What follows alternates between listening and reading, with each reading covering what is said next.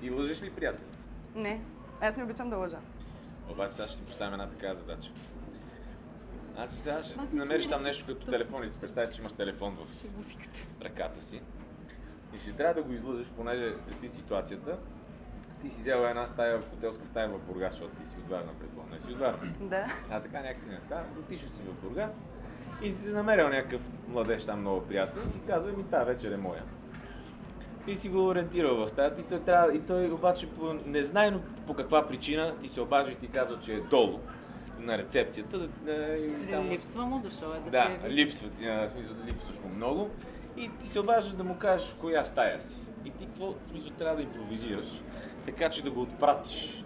Или поне да ти изчака 1 час. Да го отпратя или да ме изчака 1 час? Да ти Да изчака 1 отпратиш час. този, който е горе.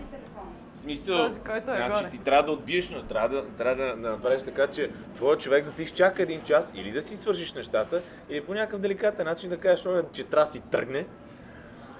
Но това всичкото на приятели си. Какво ще прави? Смисъл, че сега точно излизаш от банята или какво ли, що? Смисъл, измисли си. Да, на приятеля си, като приключиш разговора с приятеля си, до тебе е Гошо, който си повикал.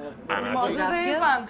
Да. Може и да е Иван. И да, че представи си, че Иван вече той се е подготвил. Примерно излиза, значи той обича да пее даже в банята. Обича да пее в банята, докато се къпе и той представи, че той сега в момента се къпе в банята и такъв пее и ти едно време приказваш по телефона и той тъм. Свършваш разговор и отиваш при Иван да видим как се даже Какво Иван- правиш, мила? Ами так му излязах от банята и си пуснах телевизора малко да... Да. Ами забравих водата включена. Бела коза на юното слое.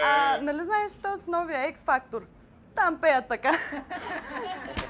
Да. Ами айде сега ще се оправиш, сляза ти си поръчай нещо да пиеш. Добре, Сега идвам поръчай много на мене. супер, сега си изкъпа и излизам. Чакай, готова ли си? Абе не бе, мила бе. Не съм тук с мъж. презервативи има ли Няма някъде, бе? мъж. Всички тези мъже са само по телевизора. Искаш ли да ти покажа? Искаш ли да се качиш? Вярваш ми. Добре, Айде, ми, мило, идвай, готов съм. Айде, чао. Не иска да идва. Вярва ми. Една си представям си какво ще стане горе в стая. Това беше много добър подход, си искаш да се качиш. Да.